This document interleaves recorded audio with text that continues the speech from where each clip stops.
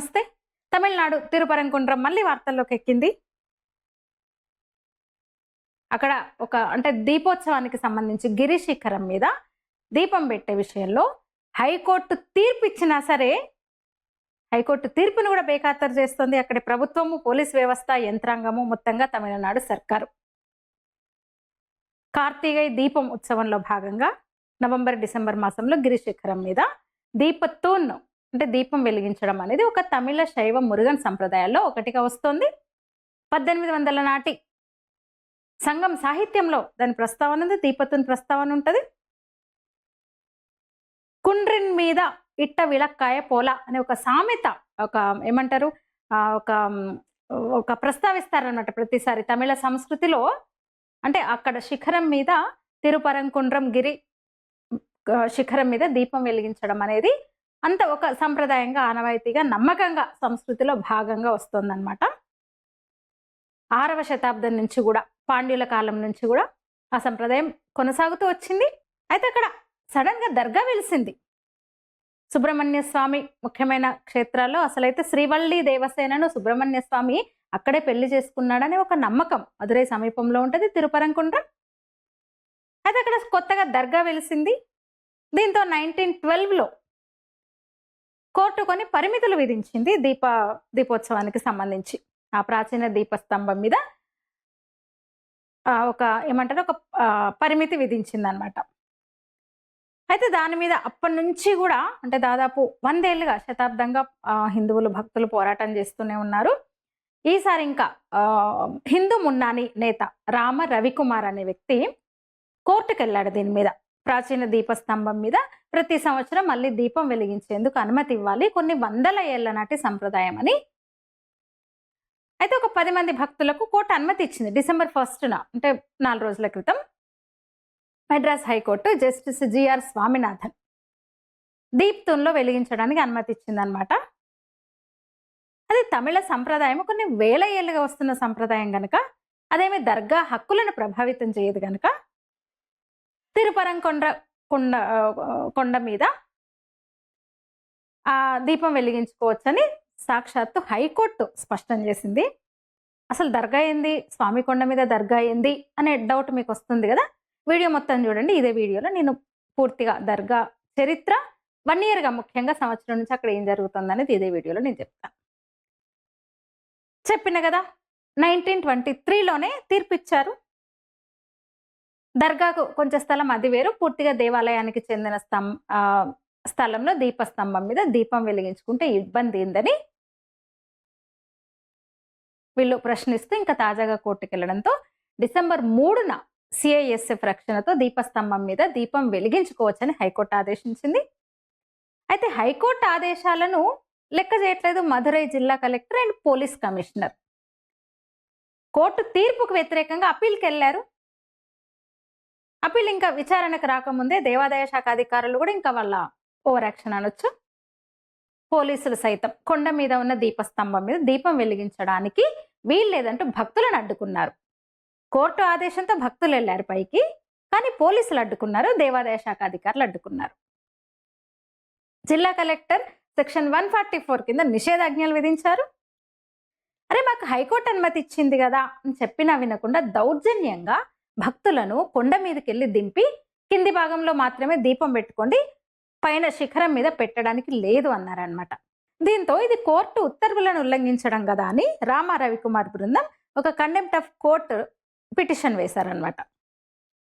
High court single judge ఆదేశాలు అమలు కాకుండా ఇక్కడ కలెక్టర్, అట్లానే పోలీసులకు సహకరించిన దేవాలయం ఈవో తన తప్పు కప్పిపుచ్చుకునేందుకు హైకోర్టు ఆదేశాలు అమలు చేయలేదని అధికారికంగా మరో కంటెంప్ట్ పిటిషన్ వేశాడు. 4వ తేదీన మద్రాస్ హైకోర్టు మొత్తం ఒక సమగ్ర విచారణ జరిపి సింగిల్ జడ్జి ఇచ్చిన తీర్పును ధృవీకరిస్తూ దీప్తూన్ మీద దీపం వెలిగించడం అనేది ప్రాచీన సంప్రదాయం అని, ఇది ఎవరి హక్కులకు భంగం కలిగించదని రామ రవికుమార్, అట్లనే ఈ 10 మంది భక్తులకు అందుకు అనుమతించాలి, పైనకెళ్ళి దీపం పెట్టుకోవడానికి అవకాశం ఇవ్వాలని ప్రభుత్వ అప్పీల్ని కొట్టేసింది కోర్టు. అయితే విచిత్రంగా ఈ హైకోర్టు తాజా ఉత్తర్వుల మీద తమిళనాడు ప్రభుత్వం సుప్రీంకోర్టులో అర్జెంట్ లిస్టింగ్ కోరింది. అంటే ప్రత్యేక మెన్షనింగ్ అవసరం లేదు, నెంబరింగ్ చేసి లిస్ట్ చేయండి, అర్జెంటుగా లిస్ట్ చేయాలా వద్దనేది మేము నిర్ణయిస్తామని చీఫ్ జస్టిస్ సూర్యకాంత్ చెప్పారనమాట. అంటే హైకోర్టు ఉత్తర్వుల మీద దర్గా కమిటీ మౌనంగా ఉన్నా కూడా తమిళనాడు ప్రభుత్వం మాత్రం హిందువులకు వ్యతిరేకంగా హైకోర్టు తీర్పు అమలు కాకుండా ఎందుకు చూస్తోంది మరి? ఇదే అక్కడి భక్తులు ప్రశ్నిస్తున్నారు, భారతీయ జనతా పార్టీ లాంటి రాజకీయ పార్టీ ప్రశ్నిస్తోంది. ఇక ఒక్కసారి తిరుపరంకుండ్రం కొండ అక్కడి ఆలయ చరిత్ర ఒకసారి చూస్తే, అతి ప్రాచీన కాలపు కొండల్లో అంటే 6-8 శతాబ్దాల్లో పాండ్య రాజులు నిర్మించిన ఒక హిందూ అంటే ఒక గుహ ఉంటది, పైన గుహలో ఆలయం ఉంటది అనమాట. కొన్ని రికార్డ్స్ ఉన్నాయి, వాటి ప్రకారం 2వ శతాబ్దం నుంచి కూడా ఒక హిందువులకు ఒక ముఖ్యమైన ఆధ్యాత్మిక ధార్మిక కేంద్రంగా ఉంది. చెప్పిన కదా, దాని మీద దీపస్తంభం ఉంది. కార్తీక మాసంలో ఆ టైంలో ఇంచుమించు ఆ టైంలో స్తంభం మీద దీపం వెలిగించడం అనేది శతాబ్దాలుగా వస్తున్న ఆచారం. అయితే 14వ శతాబ్దంలో మధురై సుల్తాన్ పాలనలో ఈ కొండ మీద దేవాలయం పాక్షికంగా ధ్వంసమైంది. 1377లో సికిందర్ షా ఆ కొండ మీద చనిపోయాడనమాట. విజయనగర రాజులు వచ్చి ఈ దేవాలయాన్ని పునరుద్ధరించారు ఆ తర్వాత. అయితే 17వ శతాబ్దంలో కొందరు స్థానిక ముస్లింలు కొండ మీదనే పునరుద్ధరించిన హిందూ ఆలయ సముదాయంలో కొంత భాగాన్ని ఆక్రమించేసి సికిందర్ షా దర్గాగా మార్చారనమాట. తర్వాత కాలంలో అది ఇంకా ముస్లింలకి ఒక తీర్థంగా మారిపోయిందని చెప్పొచ్చు. అసలు హిందూ దేవాలయం ఆక్రమించి కట్టినట్టు రుజువులు ఉన్నాయి అక్కడ. పాండ్య రాజుల శిల్పకళ ఉన్న రాతి స్తంభాలు, దర్గా ప్రవేశ ద్వారం మీద మకర తోరణం, దర్గా వెనుక ఉన్న గోడ మీద మురుగన్ శిల్పం వంటి మనకి ఇప్పటికీ కనిపిస్తే నేను మీకు చూపిస్తున్నాను. ఆ వీడియో ఫొటోస్ నేను మీకు పక్కన చూపిస్తున్నా. ఇక ఈ స్థల వివాదంపై 1923లోనే మధురై స్థానిక సబార్డినేట్ జడ్జి తీర్పిస్తూ ఈ కొండ మొత్తం సుమారు 170 ఎకరాలు అంతా కూడా మురుగన్ ఆలయ ఆస్తి అని తీర్పు ఇచ్చి, కేవలం నెల్లితోపు అంటే సమాధులు ఉన్న చోట దర్గాలో ప్రవేశించడానికి ఉన్న రాతి మెట్లు, అట్లనే దర్గా ఉన్న చిన్న ప్రాంతం మీద ముస్లింలకు హక్కు ఇచ్చేశారు. అయితే దర్గాకు సంబంధించిన వాళ్ళు కొత్తగా తవ్వకాలు చేయడానికి వీల్లేదు, కొత్త కట్టడాలు సమాధులు నిర్మించడానికి వీల్లేదని కూడా స్పష్టంగా తీర్పిచ్చారు. ఆ సబ్జడ్జి తీర్పును 1926లో మద్రాస్ హైకోర్టు, ఆపై 1931లో లండన్లోని ప్రివీ కౌన్సిల్ కూడా ధృవీకరించినాయి. అప్పుడు ఇంకా స్వతంత్రం రాలేదు కదా, బ్రిటిష్ పాలనలో ఉన్నాం కదా. అయినా సరే పవిత్రమైన కొండ మీద హిందూ దేవాలయం ఉన్న చోట జంతు బలులు ఇస్తున్నారని హిందూ సంస్థలు కోర్టుకు వెళ్లడంతో మొన్న అంటే ఈ ఏడాది ఫిబ్రవరిలో మద్రాస్ హైకోర్టు మరొక ఆదేశం ఏమిచ్చిందంటే దర్గాలో బలులను అంటే కొండ మీద జంతు బలులను నిషేధించింది. ఈ ఏడాది ఫిబ్రవరిలో పురాతన మురుగన్ ఆలయం కొలువుదీరిన ఈ కొండను కాపాడుకోవడానికి వేలాది మంది కదిలారు. ద్రవిడ పార్టీలు రాజ్యమేలుతున్న నేలలో సనాతన ధర్మాన్ని నిర్మూలిస్తానని ప్రకటన చేసిన పార్టీలు, నాయకులు, పాలకులుగా ఉన్న రాష్ట్రంలో అంత చైతన్యం ఆశ్చర్యకరం అని చెప్పాలి. దాదాపు 20,000 మంది మురుగన్ భక్తులు స్వచ్ఛందంగా తరలివచ్చారు, కదిలి వచ్చారు. దానికి సంబంధించిన వీడియోలు మీరు మాధ్యమాల్లో చూసే ఉంటారు. మధురైకి సరిగ్గా 9 కిలోమీటర్ల దూరంలో ఉంటుంది ఇది తిరుపరంకుండ్రం. సుబ్రహ్మణ్య స్వామికి చెందిన 6 ప్రముఖ దేవాలయాల్లో మొదటిది అది. మధురై కోర్టు అనుమతి తీసుకొని మరి వాళ్ళందరూ కూడా 20,000 మంది దాదాపు వాళ్ళ ఐక్యతను చాటుతూ కొండ కోసం దండుగా కదిలి వచ్చారనమాట. నిరసన ప్రదర్శన నిర్వహించారు శాంతియుతంగా. 3,500 మంది పోలీసులను అక్కడ మోహరించారు ఆ టైంలో. హిందూ ఫ్రంట్ ఆధ్వర్యంలో ఆ కార్యక్రమం జరిగింది. సాయంత్రం 5 గంటల నుంచి 6 గంటల మధ్య నిరసనకు కోర్టు అనుమతి ఇవ్వగా ఫిబ్రవరి 3, 4 తేదీల్లో అక్కడ 144 సెక్షన్ విధించారు. అయితే పోలీసుల నిషేధాజ్ఞల మధ్య చీమల్లో వచ్చారు భక్తులు. ఆ గంట పాటు కూడా మురుగన్ నినాదాలతో ప్రాంతం మార్మోగిపోయింది, కాషాయ కాంతులతో మెరిసిపోయింది. తమిళనాడు వ్యాప్తంగా హిందూ భక్తులు వచ్చారు. తిరుపరంకుండ్రం కొండను పూర్తిగా ఇస్లామీకరణ చేయాలనుకుంటున్నారని, హిందూ వ్యతిరేకుల ఆటలు సాగనివ్వబోమని హెచ్చరించారు. అందరూ స్వచ్ఛందంగా వచ్చిన వాళ్ళే. BJP, RSS, Hindu Munnani, Hindu front, VHP సహా 50 సంస్థలు భక్తుల నిరసనకు మద్దతు పలికాయి, సంఘీభావాన్ని తెలిపాయి. ఇక ఈ పురాతన ఆలయాన్ని ఇప్పటికీ పెద్ద ఎత్తున భక్తులు నిత్యం సందర్శిస్తారు. చెప్పిన కదా, శ్రీవల్లిని సుబ్రహ్మణ్య స్వామి పెళ్లాడింది అక్కడేనని భక్తుల నమ్మకం. అలాంటి ఆలయం మీద, ఆ కొండ మీద క్రమంగా అంటే దాదాపు 100-120 ఏళ్ల క్రితం వెలిసింది సికిందర్ బాద్షా దర్గా. జంతు బదులు వక్ఫ్ అయితే ఎప్పుడో క్లెయిమ్ చేసేసింది. హిందువులు వెళ్ళడం తగ్గింది. అప్పటి నుంచి వాళ్ళ పెత్తనం పెరిగింది. నిత్యం జంతు బలులు, కొండను క్రమంగా ఆక్రమించుకుంటూ పోతున్నారు. కొండకు మొత్తం పచ్చరంగు వేసేసారు. ఫొటోస్ నేను మీకు చూపిస్తున్నా. దీంతో స్థానిక యువకులు కొందరు మళ్ళీ కదిలారు. చిన్న మందిరం కట్టుకున్నారు. అక్కడ నిత్యం దీపం పెడుతున్నారు. క్రమంగా మళ్ళీ భక్తుల తాకిడి పెరిగింది కొన్నేళ్ల నుంచి. ఇక వాళ్ళ ఆక్రమణ పర్వం పెత్తనం అయినా సరే ఆగలేదు. నిత్యం జంతు బలులు, చెప్పిన కదా, అసాంఘిక కార్యకలాపాలకు అడ్డాగా కొండ మారింది. అధికార పాలనా యంత్రాంగం అసలు పట్టించుకోదు. దీంతో కొందరు కోర్టుకు వెళ్లారు, ముఖ్యంగా కొండ మీద జంతు బలులు నిషేధించాలని. అయితే కోర్టు విచిత్రమైన తీర్పిచ్చింది ఆ సందర్భంగా. జంతువులను పైకి తీసుకెళ్లి బలి ఇవ్వద్దు గాని కింద వండుకొని తీసుకెళ్లొచ్చు అని. దీంతో హిందువులు భగ్గుమన్నారు. కొందరు స్వామీజీలు మద్దతుగా వచ్చారు. అలా ఆ రోజు గంట సేపు వేలాది మంది స్వచ్ఛందంగా కదిలారనమాట.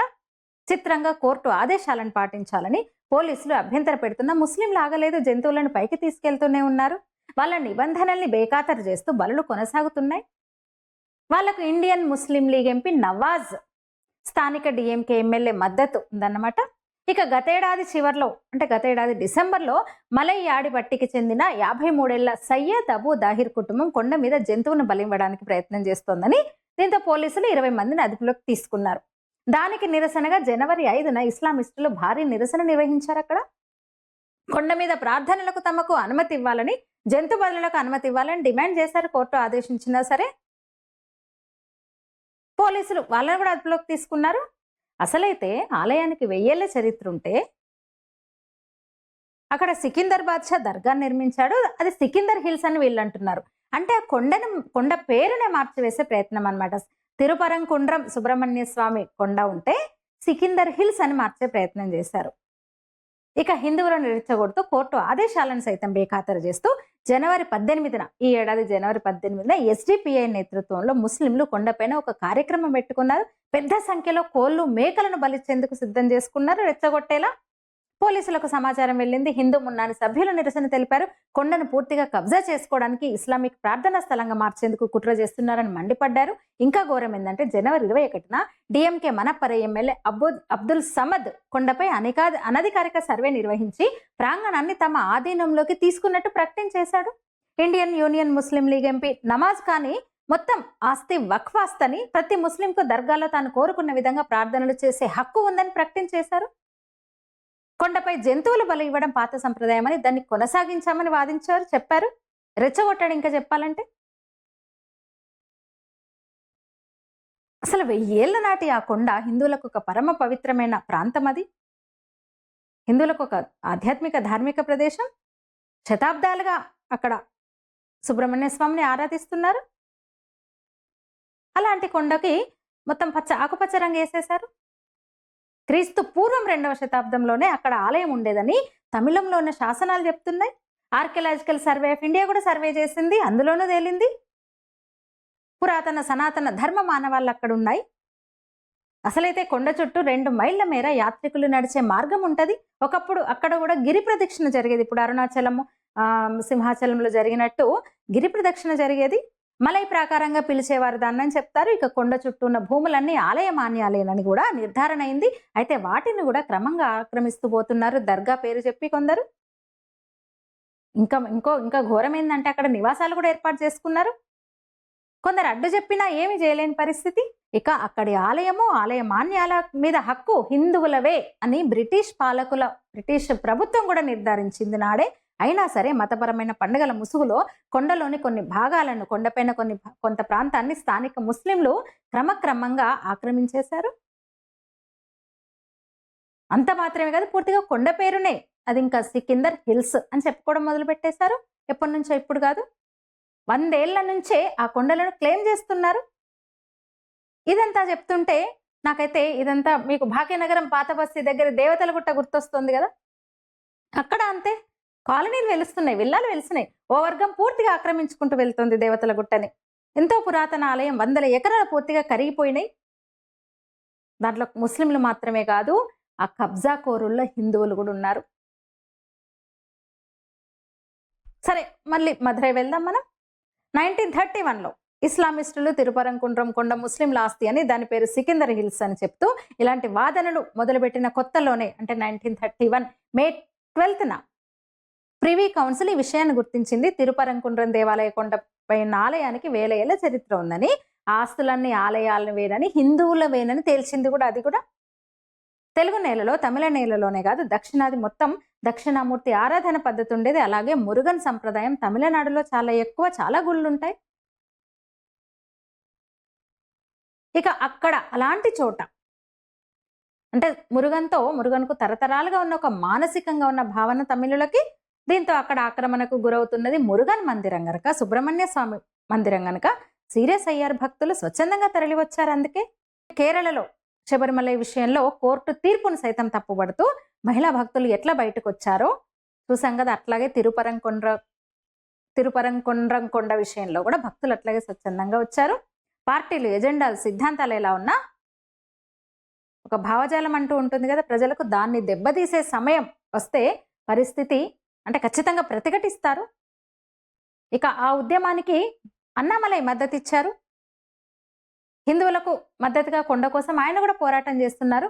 అదే సందర్భంలో పవన్ కళ్యాణ్ కూడా 5 నెలల క్రితం అక్కడ జరిగిన ఈ హిందూ సంస్థల ఆధ్వర్యంలో జరిగిన నిరసన కార్యక్రమానికి పవన్ కళ్యాణ్ హాజరై మద్దతు ప్రకటించారు.